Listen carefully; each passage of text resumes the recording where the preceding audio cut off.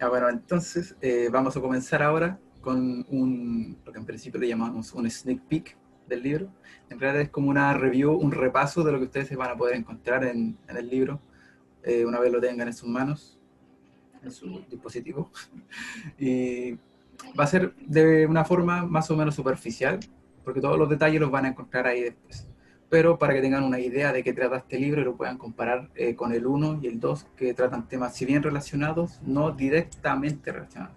Aquí nos enfocamos mucho más en lo que es la parte cosmológica, el estudio del origen del universo y la evolución del universo hasta nuestros días, pasando por todo lo que son los procesos químicos, la formación de estructuras, la evolución de estas estructuras en el tiempo y los diferentes modelos teóricos que nos sirven para describir toda esta evolución y poder entender por qué una cosa lleva a la otra. Así que partimos por el origen mismo, al menos según las teorías, que sería yéndose hacia el Big Bang.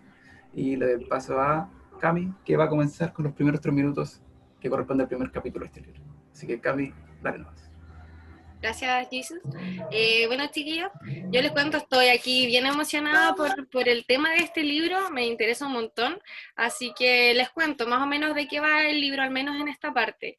Eh, Al comienzo del universo, bueno, no sé si ustedes saben más o menos de qué trata la cosmología. La cosmología, que es el estudio como del origen del universo, del futuro, de la evolución y el futuro del universo. Este libro es bien cosmológico en ese sentido. Vamos a tratar los temas que pasaron al comienzo, en los primeros 3 minutos después del Big Bang. Esos son súper importantes porque aunque sea poco tiempo, pasaron cosas que son fundamentales. Partiendo por cómo más o menos una definición conceptual y todo sobre las fuerzas fundamentales. No sé si alguno de ustedes ha escuchado alguna vez hablar sobre las fuerzas fundamentales. Aquí las vamos a tratar en profundidad, a hablar cómo en qué se diferencian, qué son y por qué son tan importantes. Y bueno, spoiler, es porque es básicamente lo que modela todo. Lo que la gravedad que nos sostiene, la interacción electromagnética, que es incluso responsable de nuestra actividad cerebral, todo. Estas 4 fuerzas modelan, son responsables de todo. Pasando por esa parte de explicar las 4 fuerzas fundamentales, ya nos vamos a una parte que, bueno, todo esto, los primeros segundos del universo son muy especulativos. Aquí nosotros le estamos contando sobre las teorías de lo que se está haciendo en la investigación ahora mismo. Después de esto de las 4 fuerzas fundamentales, viene la parte como de la inflación. Todo el área de estudio de cómo se expandió el universo en sí mismo y que dio origen, bueno, al universo que ahora mismo está en expansión. Esta parte es, como les decía, súper especulativa, así que hay poca información, así que nosotros podamos decir, bueno, esto está respaldado y todo, pero le estamos contando todo como nosotros lo vemos desde el área científica. Igual que a Después de la, mí hace notar de que hay como súper pocos textos que, por ejemplo, hablan de la parte de inflación, y sobre todo para el tema de textos que sean divulgativos. Así que ese es como un Claro, tema como súper buen notable. punto ahí hacen Nico, así que ojalá que esto ustedes lo encuentren bien ilustrativo y les quede claro. Y si no les queda claro, de todas formas ya saben que pueden venir a nosotros y preguntarnos. De hecho, el área de inflación es, como dice Nico, no hay muchas cosas divulgativas que le expliquen. Así que aquí nosotros nos preocupamos de que se entendiera bien y cualquier cosa ustedes nos pueden preguntar después.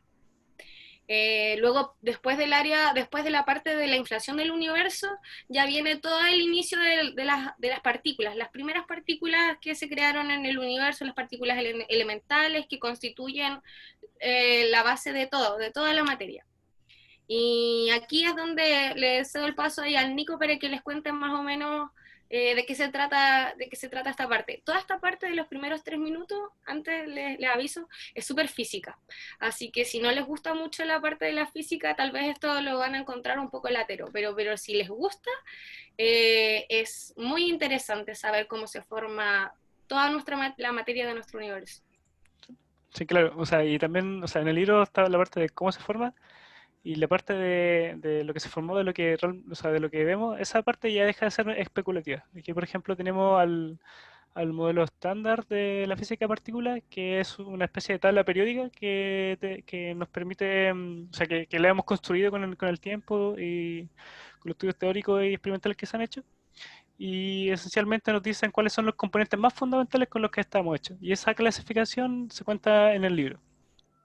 Y también se habla de una de las piezas como faltantes en esta clasificación, que sería el tema del gravitón, que es la partícula que media o sea, la interacción gravitacional.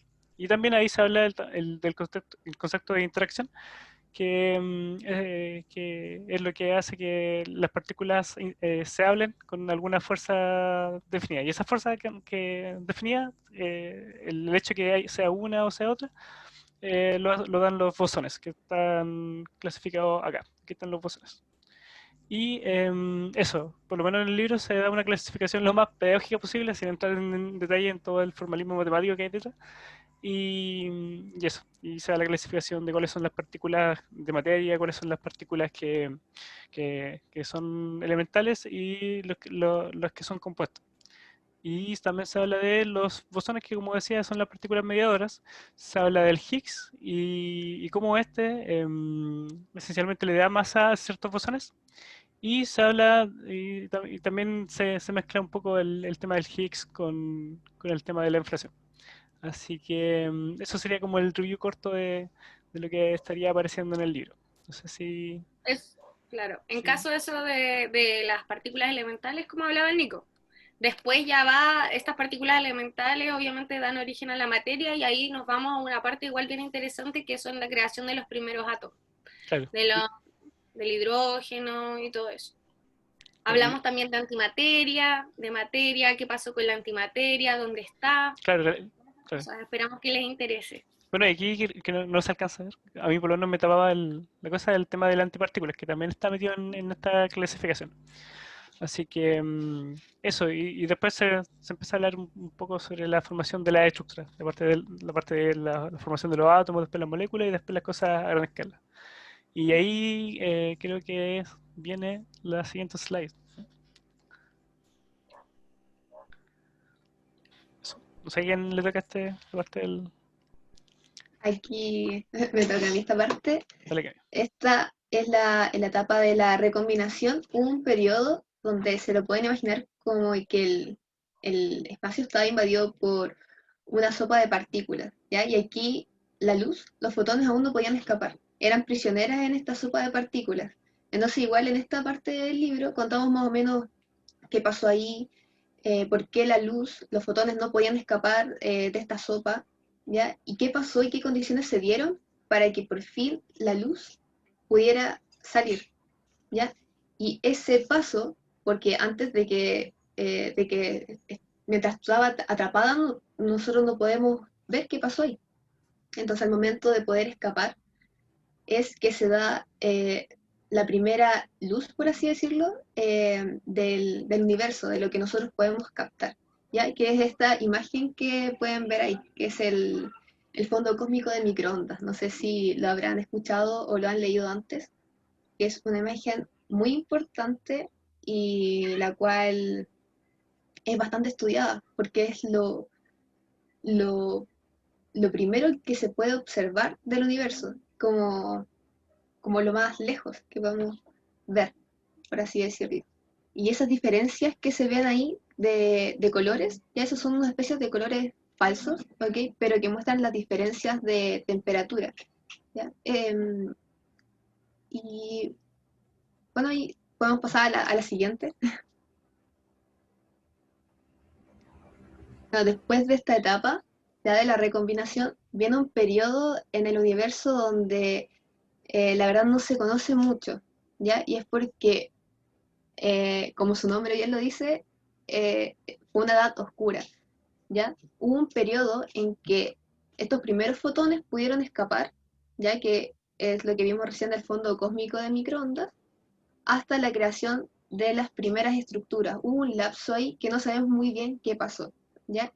Y en el ebook igual tratamos de retratar eso. Ahí Franquito con la parte de diseño le dio como esa especie de vacío, ya que no se sabe muy bien, no se tiene mucha información al respecto. ¿ok? Entonces, en medio de esta etapa hay, bueno, hay una especie de esperanza, ya que en ese momento de la época se liberó una línea, ¿ya? Esto es producto de bueno, del átomo de hidrógeno neutro, ¿ya? Que se llama la línea de 21 centímetros y es como lo que nos podemos aferrar para poder estudiar esta etapa del universo. Y es bastante difícil poder percibirla. Entonces ese es el gran desafío para ver qué pasó realmente en esta etapa, porque hasta el momento se tienen como simulaciones de lo que podría haber ocurrido antes de que se formaran las primeras estrellas y las primeras galaxias. Y bueno, ahí el pase a Jesus para que les comente cómo es que lograron formarse las primeras estructuras. Oye, Jesús, o sea, no sé si te puedo interrumpir, pero si podía explicar un poco sobre el tema de las líneas, o sea, qué significan el tema como de la línea espectral y esas cosas. Así como que la que me usó la palabra como para que ¿De quede los claro. 21 centímetros? Sí. Sí, sí. De hecho es súper sencillo, teniendo un conocimiento básico súper sencillo. Se menciona lo de los 21 centímetros porque precisamente la luz que proviene de esos objetos que se da aquí, que es hidrógeno, la luz con su comportamiento ondulatorio tiene asociado una longitud de onda como tal como cuando uno hace una oscilación con una cuerda, lo que sea. Esto es propio del comportamiento ondulatorio de la luz. Entonces se da precisamente que los fotones que uno recibe del hidrógeno tienen justamente 21 centímetros de longitud de onda. Si uno pudiera de alguna forma ir y medirlo así como literalmente aquí, sería de 21 centímetros. Y esto es importante porque nos da información sobre la energía del fotón y esto a su vez lo sitúa en una parte del espectro. Y el corrimiento que puede evidenciar esto, porque se emite en 21 centímetros, digamos, originalmente, cuando sale ahí del átomo. Luego, con la expansión del universo, como sabrán, existe el corrimiento al rojo, que es mayor mientras más lejos estén los objetos. Entonces, como está en los 21 centímetros, que es el radio, se corre a una longitud aún mayor, más allá en el radio, por lo que se hace aún más complicado detectarlo. Primero, porque ¿cómo se llama? La intensidad es baja, y porque no todos los instrumentos que se tienen existentes ahora tienen como la capacidad de observar tan lejos en el espectro. Ese es uno de los problemas. Pero esencialmente eso es lo de los 21 centímetros o la cantidad que sea, si es que tienen una cantidad de nanómetros, hace referencia a la longitud de onda de los fotones recibidos. Ahí recibo a lo de las estrellas. Sí, gracias Giselle por la explicación. Entonces, luego de la edad oscura que les mencionaba la Cami, era oscura precisamente porque, dejando de lado estos de los 21 centímetros, estos fotones, no hay otras fuentes de luz que podamos observar desde este escenario. Porque antes de eso estaba el fondo cósmico de microondas, que fue cuando se separó la luz de esta sopa. Entonces comenzó a viajar, la observamos, listo. Luego ocurre la edad oscura, que es cuando no hay nada aparte de de esa línea de 20 centímetros produciendo luz, por ende no vemos nada, porque el acto de ver significa que los fotones lleguen a nuestros ojos.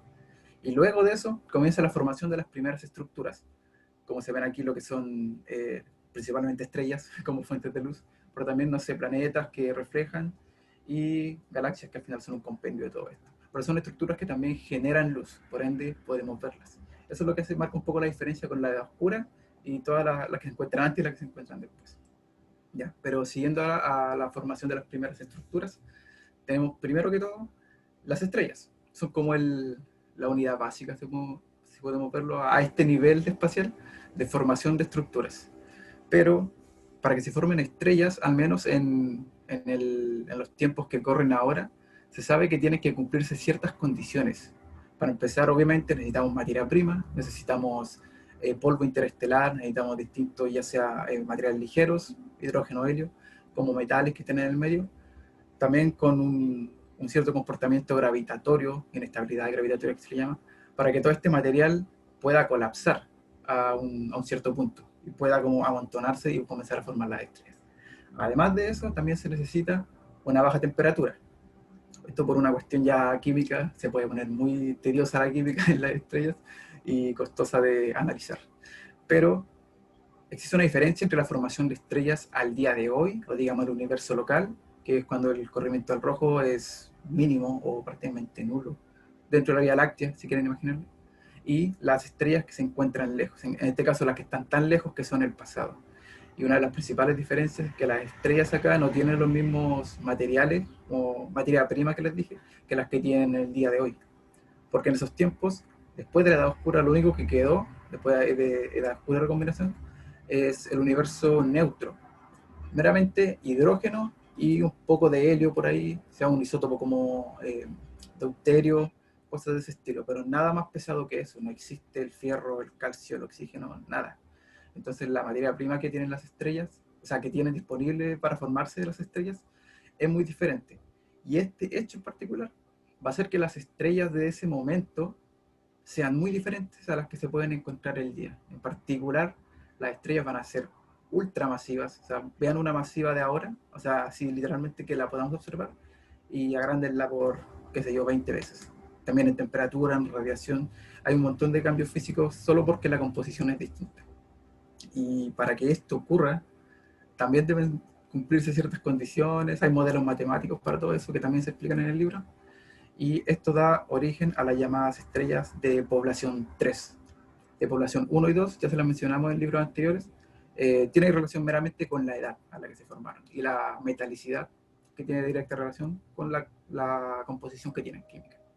Entonces estas estrellas en particular son súper interesantes porque hasta el día de hoy aún no se encuentran, son parte del modelo teórico, pero así que se puede observar una, nada, aún no se encuentran.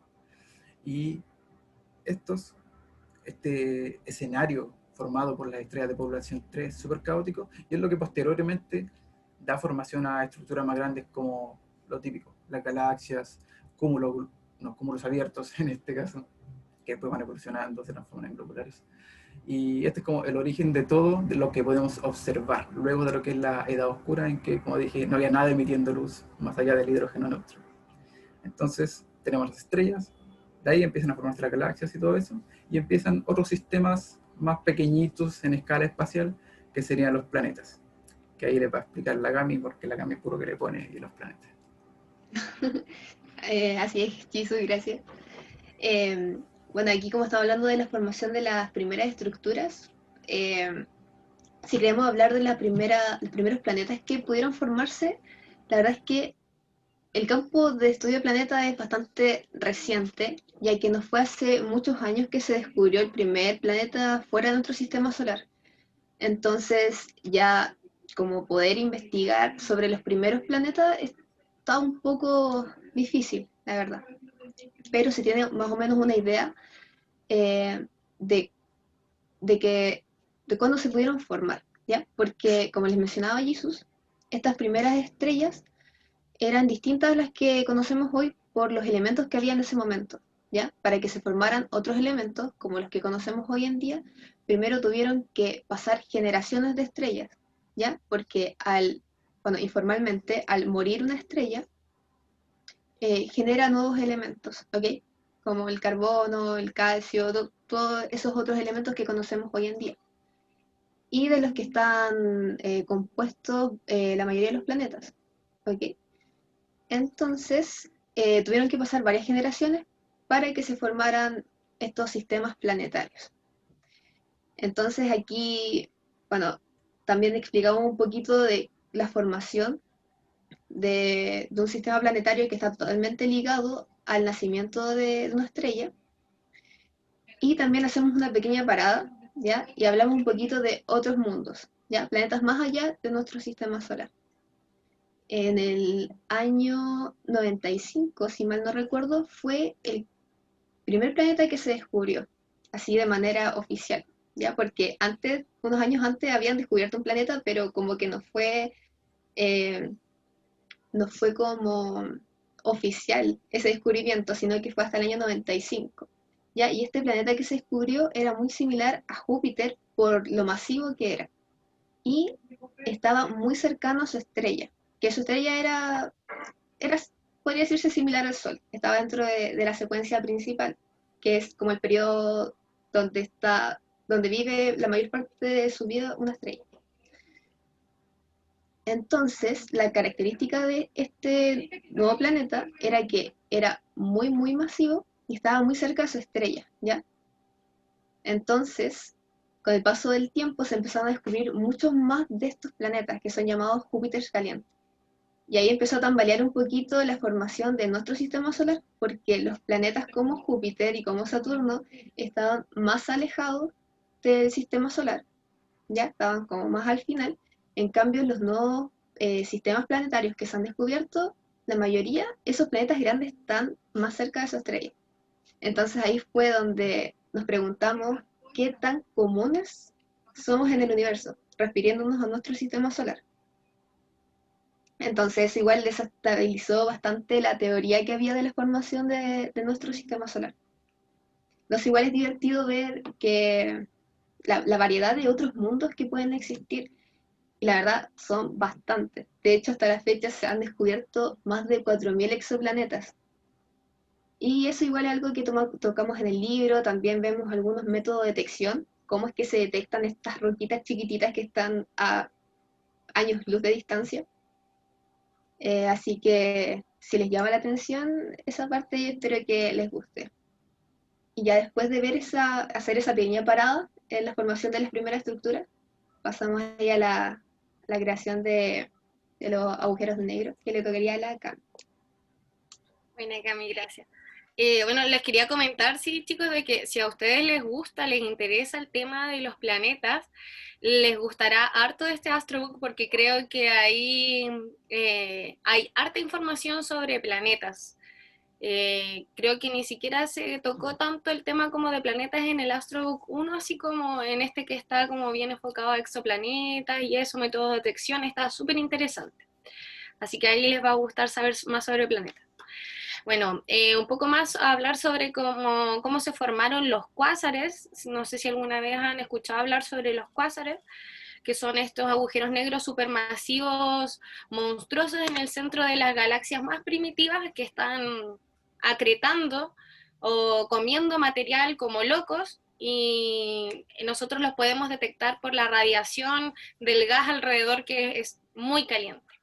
Entonces, aquí vamos a hablar sobre cómo se forman. No sé si han visto ya un par de posts en el Instagram que hablan sobre los métodos de formación de agujeros negros supermasivos, y que son 3 básicamente. Y aquí los vamos a hablar ya como en detalle. Uno tiene relación, ocupa las estrellas de población, como las que estaba hablando Jesus recién, como la semilla inicial para formar a los agujeros negros supermasivos. Un poco como spoiler, como bien decía Jesus, se cree que las estrellas de población 3 habrían sido supermasivas, de hecho, mucho más masivas que las estrellas que nosotros encontramos en nuestra galaxia. Esto no se sabe todavía, pero es una tendencia general entre los científicos del área a creer que eran más masivas, por ejemplo, 100 veces la masa del Sol, cuando nosotros en nuestra galaxia comúnmente tenemos estrellas de una masa solar. Entonces es harta la diferencia. Y estas estrellas, como nos dice más o menos con la intuición, serían bien inestables, entonces al final de sus vidas habrían colapsado como agujeros negros. Esa es una de las teorías. Pero también hay otras en las que incluyen cúmulos de estrellas, en las que las colisiones entre las mismas estrellas podrían haber formado agujeros negros supermasivos. Y en otras, que es una como de las más estudiadas, porque podría formar agujeros negros supermasivos más grandes, más masivos, es ya el colapso directo del gas. Y eso significaría formar agujeros negros supermasivos como de sobre 10 elevado a 6 masas solares, como sobre el millón de masas solares, y es increíble. El problema de estas grandes estructuras como los agujeros negros supermasivos, los cuásares, al inicio del universo, es que nosotros los encontramos muy en el comienzo del universo. O sea, si nos apuntamos nuestros telescopios muy, muy lejos, ya viendo a, no sé, 700.000 años después del Big Bang, ya encontramos cuásares, y que son estructuras enormes y monstruosas. Entonces, ¿cómo se formaron tan rápido? Si todo lo que nosotros sabemos sobre formación de estructuras requiere miles de millones de años, ¿cómo tuvo tiempo para formarse algo tan grande? Y ahí nosotros nos enfocamos un poco como en ese tema. Así que si les interesa saber más sobre eso, ahí también hablamos harto en detalle sobre la formación de agujeros negros supermasivos. Y bueno, y después de todo esto, de todo ya pasamos, comenzamos cuando el universo era así, una cosa minúscula, ya la formación de grandes estructuras. Pasamos a un capítulo en donde solamente les estamos contando cómo sabemos que esta información es real, o sea, por qué tienen que creernos que es así como se formó el universo y que no les estamos mintiendo. Y ahí viene la parte como de las mediciones de parámetros cosmológicos, que les va a hablar Jesus. Es lo mismo. Sí, pues, aquí en el último capítulo nos separamos un poco de la línea temporal, digamos, que llevábamos, en la que empezamos en el Big Bang, y fuimos avanzando en el tiempo mientras evolucionaba el universo. Esto está como a un apartado, porque como les dijo la Cami, es un poco más teórico, hablamos literalmente de la teoría física que da explicación a toda esta evolución y que después vemos que concuerda bien. Y además muestra algunos, no todos, algunos de los métodos que se han usado y se siguen usando para poder, de cierta forma, refinar ciertas mediciones clave sobre el universo, que, spoiler de nuevo, se llaman los parámetros cosmológicos, que son una serie de, literalmente, parámetros. Pueden pensar en una variable con una letra griega, ahí la van a ver, que están incluidas dentro de una ecuación. Y estos parámetros son importantes porque dentro de ellos se contiene la información tanto de la materia del universo como de su expansión, la curvatura que posee, entre otros. Y si nosotros pudiéramos conocer el valor preciso de todos estos parámetros, podríamos tener una imagen clara de cuál es la teoría que explica, o mejor dicho, cuál es el escenario que es compatible con la teoría y que se condice con lo que estamos observando ahora. Porque para explicar la evolución del universo, generalmente se tienen varios modelos similares, pero diferentes entre sí, que sirven para explicarlo. Digamos, nosotros podemos pensar en un universo donde si tuviera, no sé, esta masa al principio, esta radiación acá, bla, bla, bla, todo tiene sentido y si lo dejo evolucionar, llega exactamente a la realidad que tenemos hoy día. Pero hay varios que cumplen con eso. Entonces, ¿cómo saber cuál de todos esos modelos es efectivamente el real? El que nos dice, sí, esto ocurre así y no de esta otra forma. Es ahí donde entra el juego de encontrar el valor real de estos parámetros cosmológicos. Y me voy a mi torpedo porque aquí hay mucha información.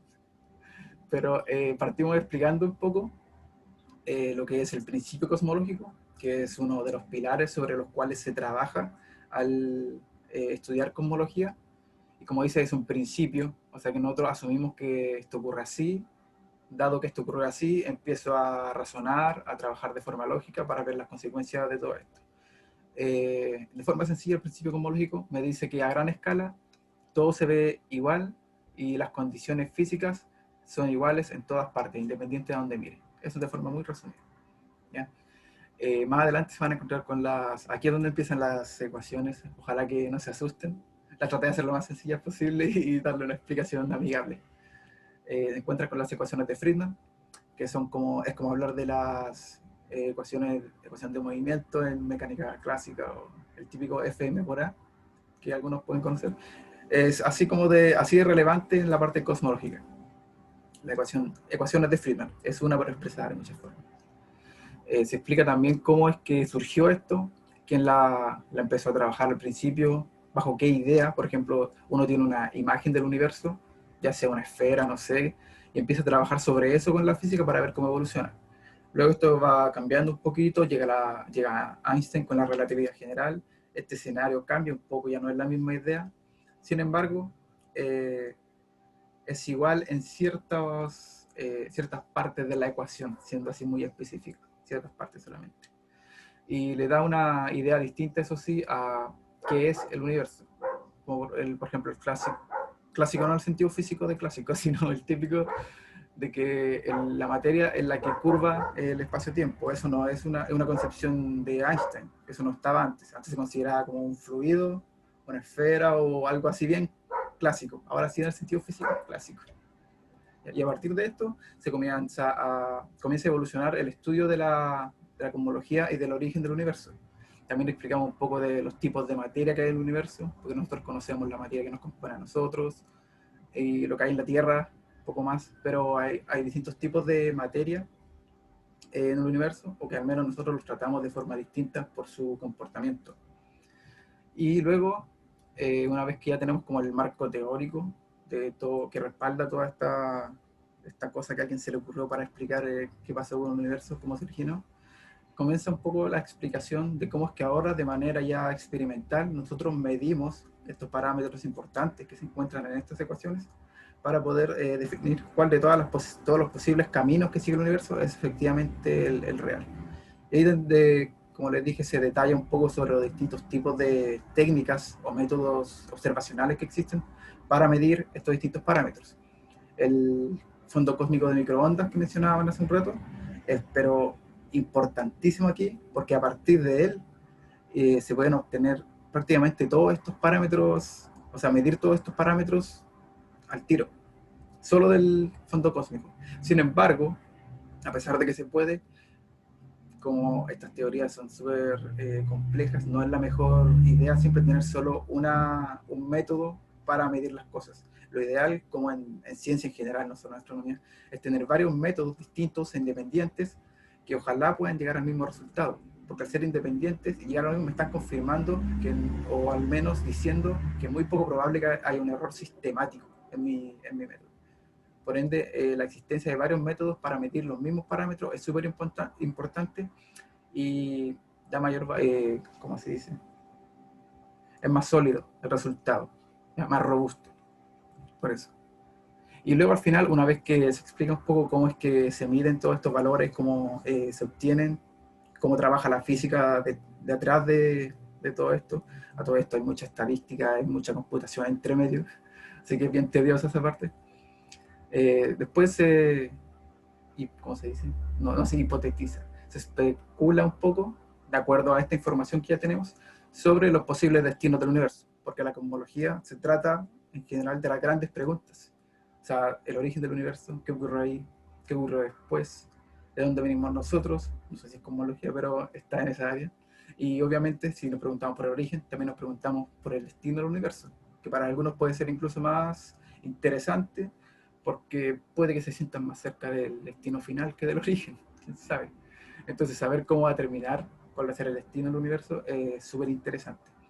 Y ahí se explica un poco ya, si tenemos este escenario, de acuerdo a todo este estudio que hemos hecho, puede que se dé este, o este otro, o este otro. ¿Qué pasaría en cada caso con el universo?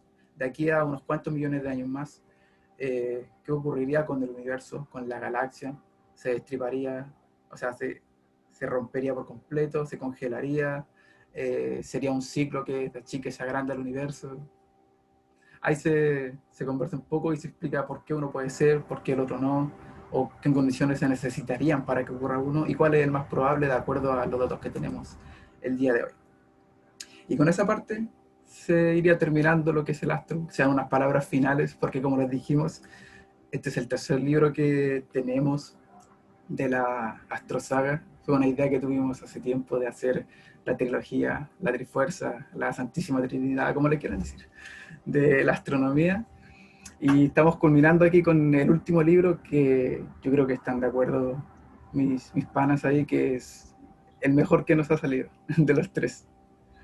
Y está hermoso. También tanto la redacción, siento que igual los tres fuimos mejorando, fue todo un camino de aprendizaje para nosotros. Somos científicos, somos el estereotipo del que no sabe comunicarse bien y que... Entonces, escribir un libro y redactarlo con palabras amigables para que alguien que no está metido en ciencia pueda entenderlo, fue un desafío y al mismo tiempo una grata y a veces estresante experiencia, pero fue bueno. Y aquí se ve un resumen, justo funciona aquí, sobre todo lo que trata el libro desde Big Bang hasta los tiempos de ahora. El tiempo, sí, el presente. Bueno, no llegamos tanto al presente, pero esa parte se aborda más en otros libros. Al menos al principio hasta la mitad lo tratamos en el libro y ojalá que esto igual les dé una imagen más clara de todo lo que se van a encontrar ahí. Una especie de resumen de los contenidos de la evolución del universo. Ya serían como mis últimas palabras. No sé si alguien quiere agregar algo. Sí, yo quería agregar de que, bueno, como decía Jesus, aquí nosotros somos todos científicos trabajando como para llevarles como estos conocimientos que nosotros leemos en paper en lenguaje técnico para un lenguaje mucho más amigable para ustedes. En especial como esta área de la cosmología, los primeros 3 minutos y eso, no hay tanta información divulgativa, sí como de manera de divulgación, así que intentamos desglosarlo lo mejor que se pueda, así que si igual tienen preguntas nos pueden hacer. Y bueno, en esa línea también queríamos dejarle a Franquito para que les contara igual cómo es el diseño, hacer un diseño de un libro, porque igual es duro hacer en pega de diseño, toma harto trabajo, entonces ahí más o menos él le va a contar cómo ha sido el trabajo del Astrobook 3, que ha sido duro. Sí, Sí. la verdad es que toma harto trabajo cuando principalmente uno no sabe cómo hacer un libro. Y yo creo que los que han leído por lo menos el primero y el segundo libro se han dado cuenta que gráficamente ha tenido una evolución y ya en este último esa evolución se puede decir que culmina porque de verdad que está muy bonito en tema de diseño. Está muy bien hecho, está hecho con cariño. Y me gustaría mostrarles cómo está hecho, o sea, qué programa se ocupa para esto. Y tengo aquí la ventanita, lo voy a compartir. Básicamente el programa que ocupo es, ¿se ve, cierto? ¿Alguien me puede confirmar? Sí, se ve. Sí se ve. Sí, es Adobe InDesign. De primera no tenía ni idea de cómo se ocupaba, no sabía qué, qué hacía cada cosa y a base de tutoriales y ver videos y probar, salió el libro. Y la verdad es que todo el equipo lo encontró muy, muy bonito. Se lo recomiendo mucho. Está hecho con todo el amor para Sí, ustedes. Sí, Y aquí, bueno, están viendo el libro, de hecho. Ahí. sí, así sí, que cuidado con... No le fue. sí. Spoiler. Cuidado con el spoiler. Al video le sacan los fotogramas y se arman el libro.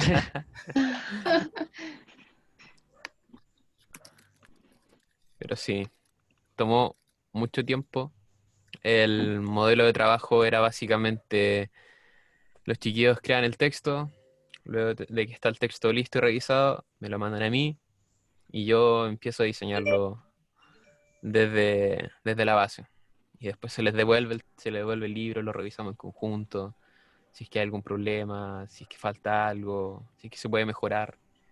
Y así es un peloteo de lado a lado, hasta que llegamos a un punto intermedio donde decimos, aquí está listo.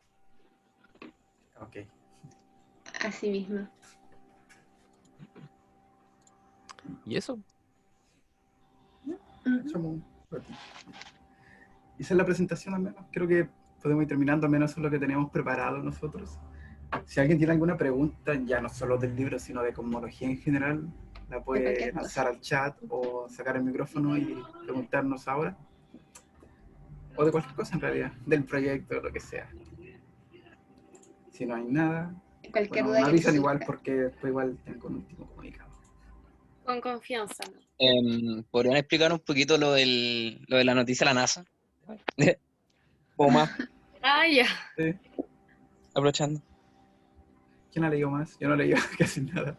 Por la calle El la rueda detalle de al prensa, menos. ¿no? Así que, Sí, lo vi brevemente, pero bueno, tengo entendido porque tampoco la verdad es que lo he visto con tanto detalle, pero resulta que antes, no sé si habían escuchado antes, pero ya se sabía en cierto modo de que la luna contenía agua.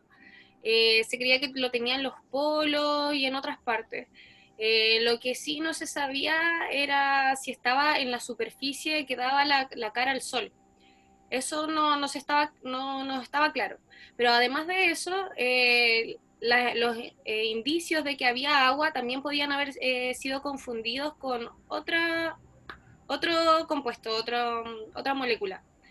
Y no recuerdo en este momento cuál era, pero pudo haber sido H2O o otra cosa. Entonces se necesitaba mucha mayor precisión para saber, para confirmar que de hecho era H2O. Y eso fue lo que hizo Sofía ahora en la misión que hizo la NASA. y se pudo confirmar que hay moléculas de agua de hecho presentes en la superficie que está dando hacia el Sol. Y eso igual es súper relevante en el sentido de que, bueno, todos sabemos de que donde hay vida, al menos nosotros podemos especular si es que hubo vida o algo, no se sabe, por eso también tiene que verse. Alguna célula, alguna ameba, cualquier cosa. Entonces ya es interesante empezar como a investigar esas partes, al menos en lo que respecta a la Luna, y también porque es importante para los proyectos de la base lunar, que haya agua, que haya reservas de hielo en la Luna, es súper importante. Donde hay agua, se sabe que los astrónomos nos volvemos locos.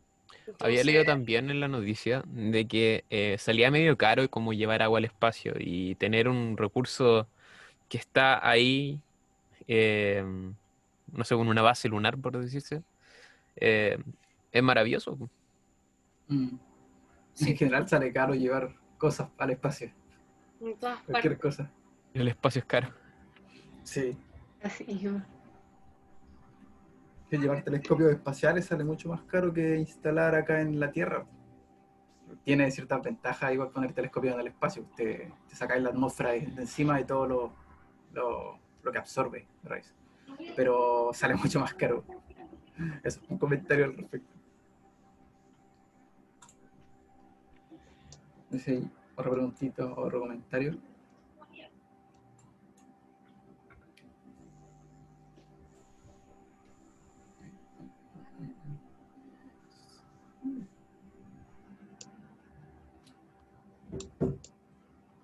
Vale. Entonces, bueno, voy a asumir que no. Ahora la gente, a ver quiénes están. Voy a saber quiénes están aquí. O cuántas personas. Igual- Walter, Natalia, Joan. Igual podrían preguntarle a los chicos que leyeron los otros libros qué les pareció, sus impresiones. O sea, igual sería un feedback. No sé si. Claro, sí, eso es lo otro. Sí, pues si alguien ha leído los libros, el feedback siempre se agradece. Las críticas. Entonces, Yo me leí uno, ya, pero todavía estoy confuso si era el primero o el segundo, porque, no, creo que fue el segundo, porque empecé a leerlo y después me di cuenta que era el segundo, pero lo seguí leyendo. ¿Ya? Y la verdad es que me pareció espectacular. bueno. Genial. Ese era el de... Ay, ¿con qué empezaba el segundo? Con Galaxia Galaxias. Sí, Exótica empezaba. sí. Era ese. Sí. Sí. Hablaba como lo abierto. Como lo Sí, cúmulos y todo. Ay, bueno, el 3 Em, mejor. yo, antes de que los que están aquí invitados, antes de que se retiren por ABC motivo, ¿serían tan amables de dejarnos sus correos escritos en el chat? Quizás llegue algo, alguna cosita. Un regalito. Sí, Sí, un un regalito regalito por está ahí. bien. por su Sorpresa. presencia. Ah. De hecho, Anto89 se fue y... Puta, qué pena. Tendrá su... No, pero estaban tendrá advertidos de que algo podía pasar. Así que. bueno, tendrá su usuario similar en, no sé, en Instagram para buscarla. Oh, la Cami se nos cayó. No te dice que la aceptemos. Pero no hay nada. Ahí está, ahí está, ahí está. Entra. Sí, sí. Sorry, cabros. Ahí sí.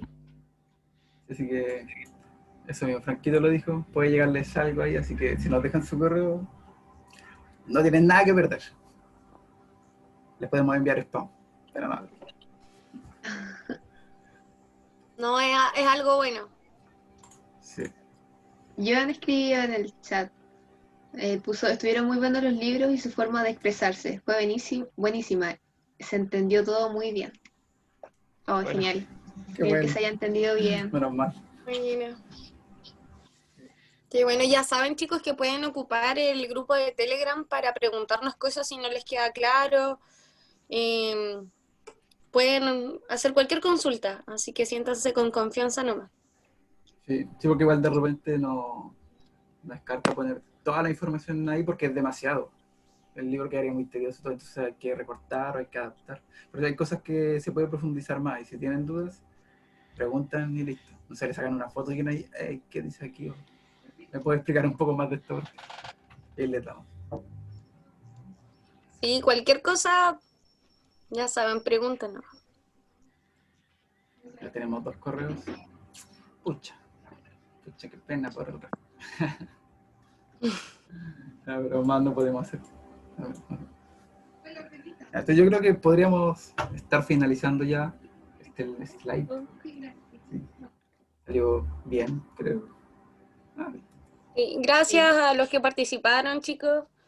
Y ojalá puedan leer igual el libro después en detalle para que vean más o menos todo lo que hemos estado hablando hoy día.